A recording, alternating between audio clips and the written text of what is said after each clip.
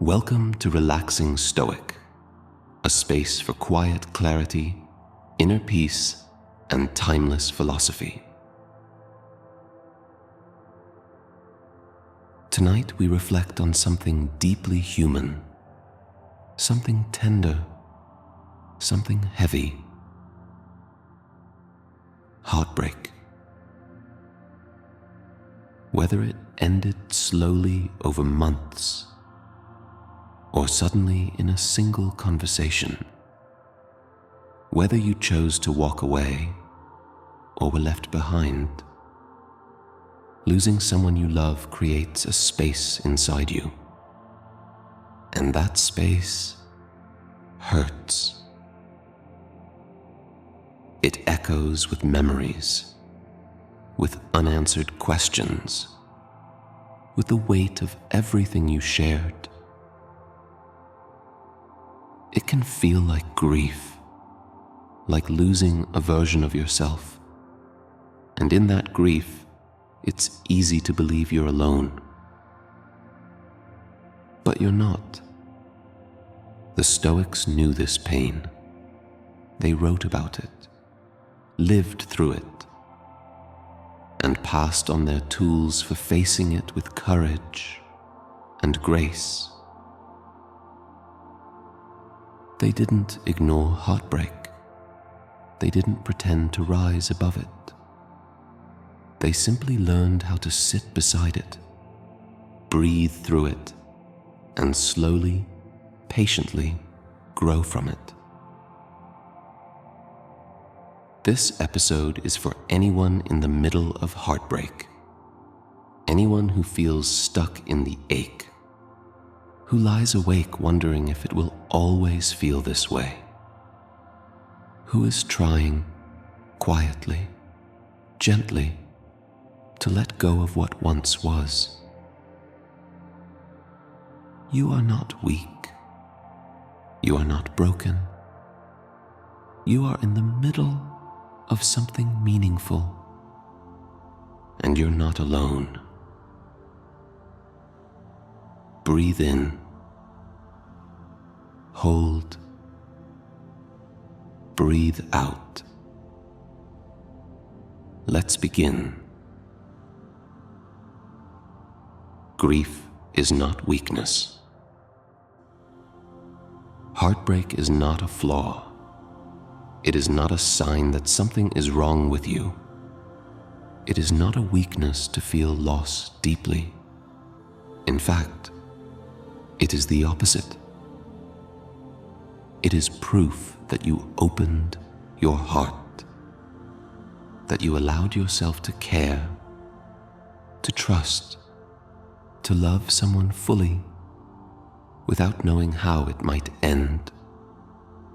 And that takes courage, real courage, not the kind that shouts, but the kind that whispers, I will love even though I might lose.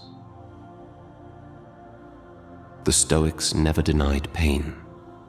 They never suggested that emotional detachment was strength. They believed in discipline, yes, but not denial. They did not run from grief. They did not cover it with distractions or bury it under work, or laugh their way through it. They met it calmly, honestly.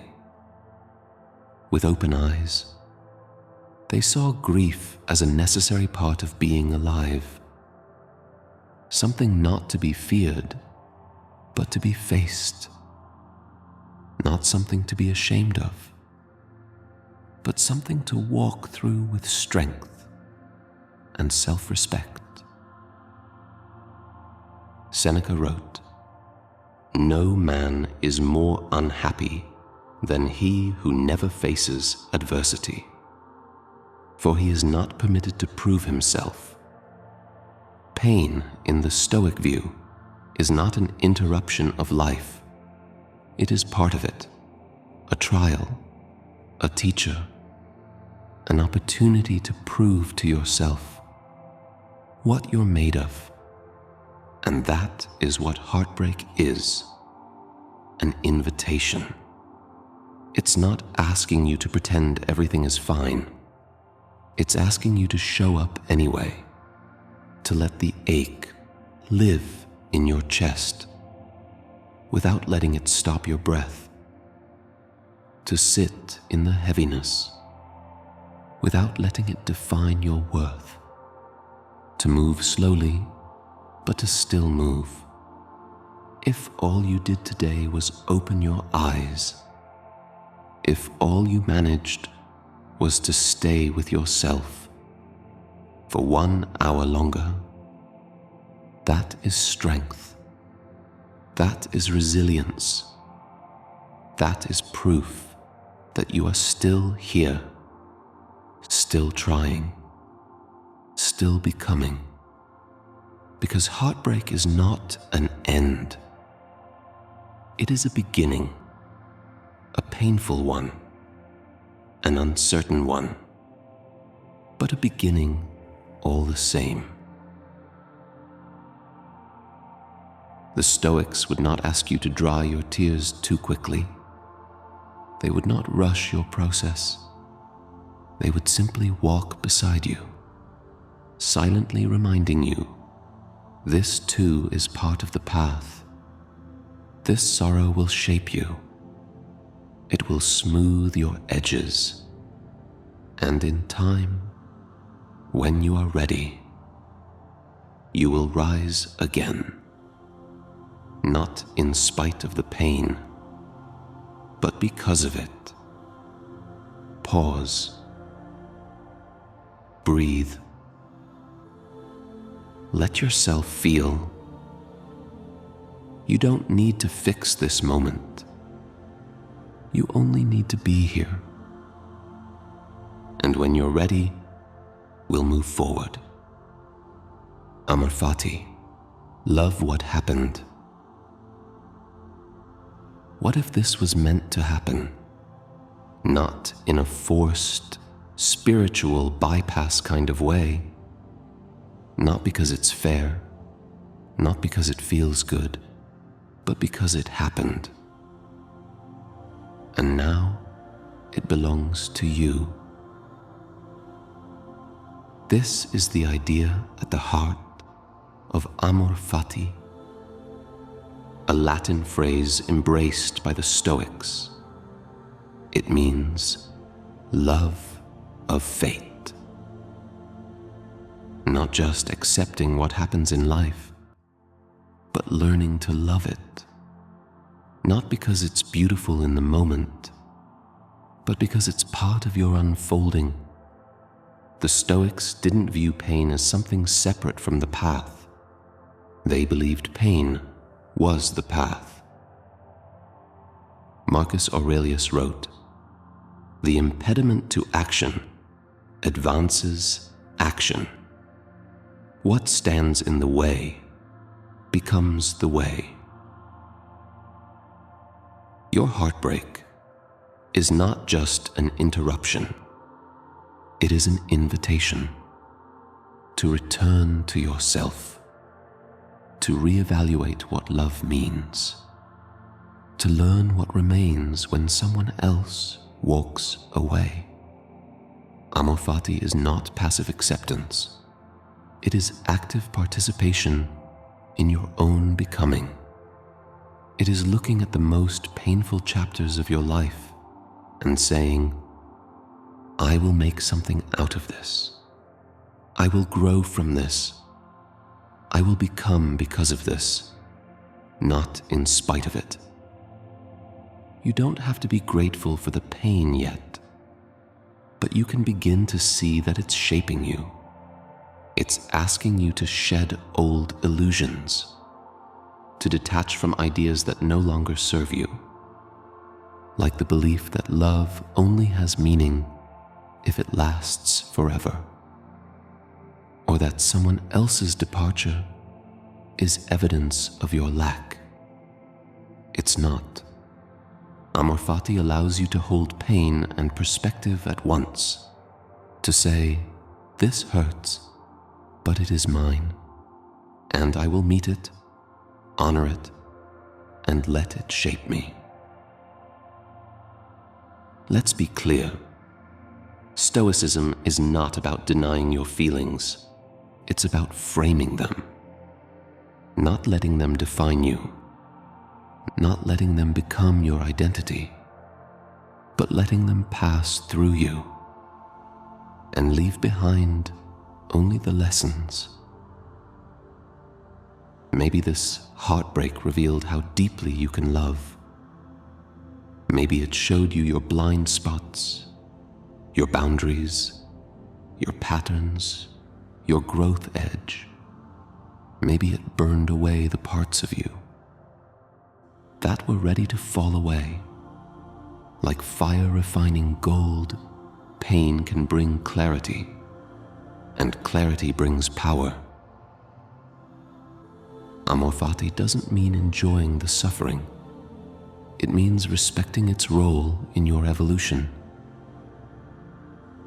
One day, maybe not now, maybe not soon, but one day you will look back at this heartbreak and say, "That's where I started becoming someone I never thought I could be." Until then, breathe. You're not expected to love the pain right away. You're only asked to not waste it. Let it teach you. Let it shape you.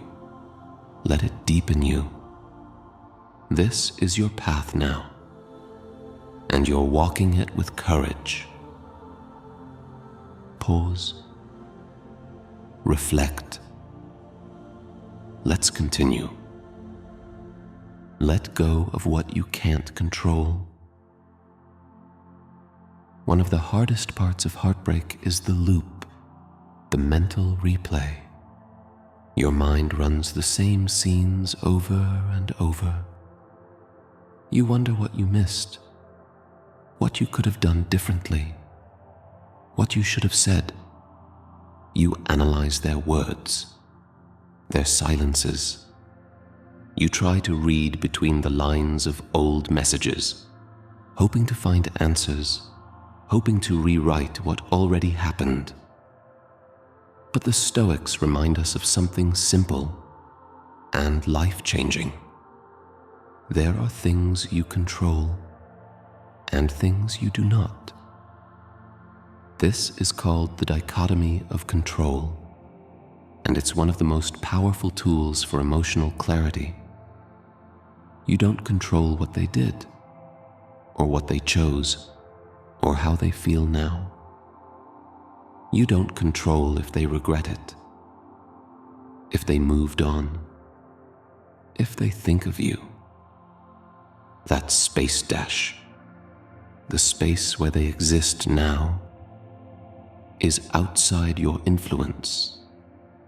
Trying to change it is like shouting into the wind. It only leaves you tired. What you do control is this moment, right here, right now. You control how you speak to yourself. Whether you keep reopening the wound with stories or start tending to it with presence. You control whether you check their page again or redirect that attention back to your healing. You control how you respond to your pain, and that's everything. Marcus Aurelius wrote, "You have power over your mind, not outside events. Realize this, and you will find strength." This is not about blame. This is about focus. When you spend your energy on what you cannot change, you drain yourself. When you gently bring your attention back to what you can influence, your breath, your thoughts, your actions, you begin to feel empowered again. You begin to heal. Letting go doesn't mean forgetting. It doesn't mean pretending it didn't matter. It means you stop grasping at what is no longer here. It means you stop begging for answers that may never come. It means you start choosing peace over replays. You can still honor the love, still remember the beauty, still carry the lessons, but you no longer need to carry the weight. Let go, not because they deserve your forgiveness, but because you deserve your freedom. Let go of the need to know what they're thinking. Let go of the need to rewrite the past. Let go of the hope that they'll come back just to make it right. That's not your work anymore. Your work is here, to begin again, with gentleness, with awareness, with courage. And every time you bring your mind back to this moment, you are letting go. You are healing. And that is enough. Pause. Breathe. Let's move forward. Reclaim your attention. After heartbreak, your mind becomes a battlefield, but not the kind with noise and chaos. This one is quiet, subtle, repetitive. You replay moments, conversations, their last look. Your attention, once expansive, curious, open to the world, now narrows. It focuses inward, but not helpfully.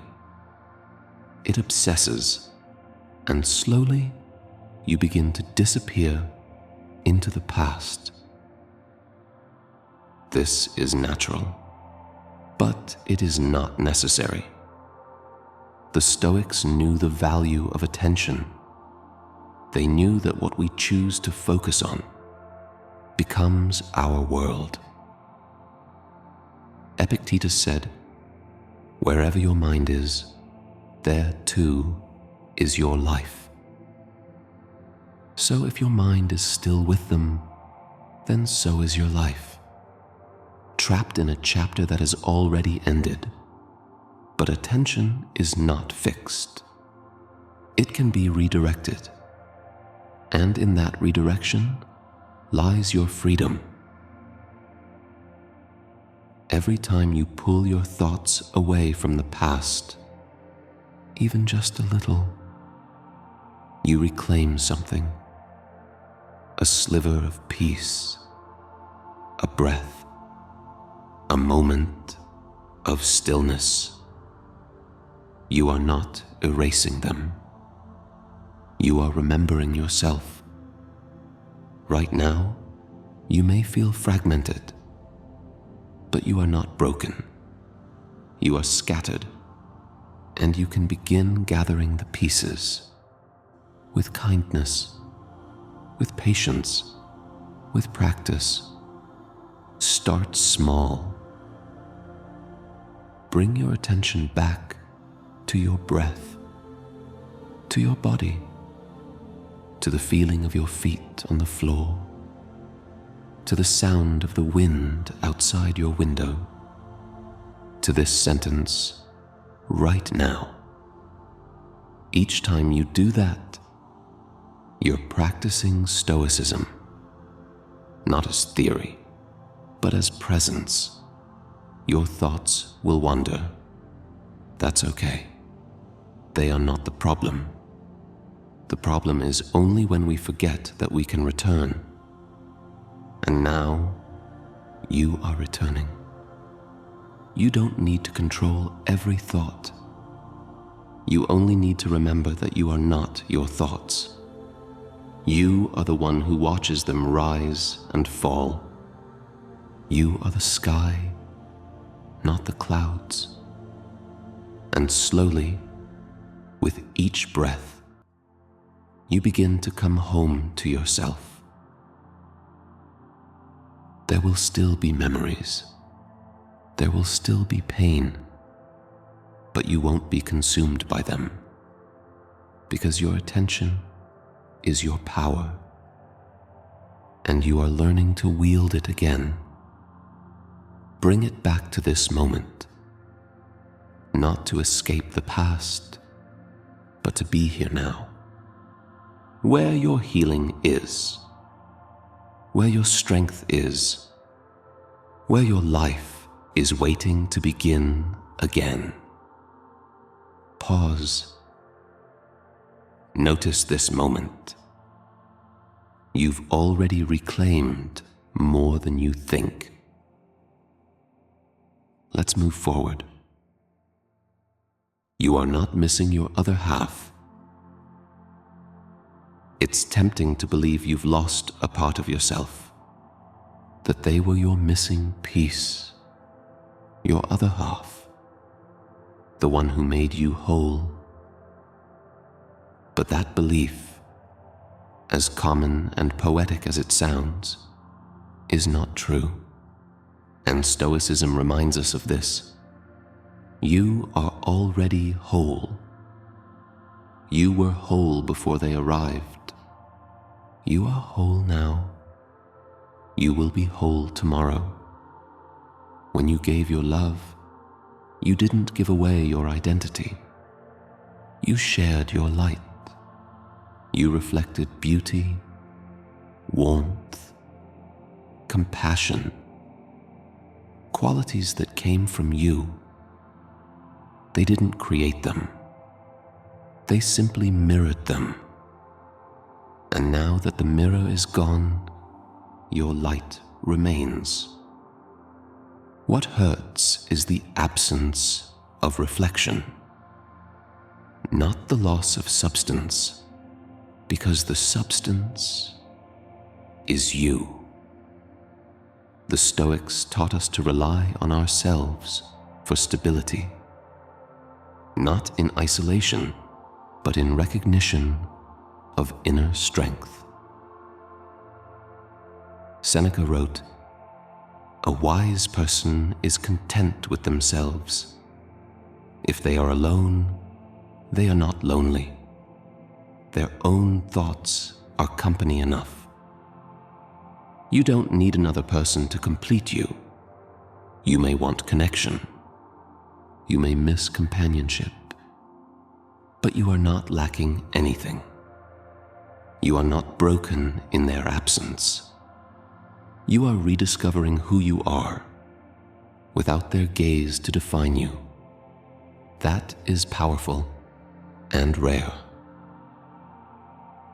After a breakup, it's easy to romanticize the relationship, to forget the moments of discomfort, misalignment, and doubt. It's easy to believe they were perfect, because they're no longer here to remind you they were human.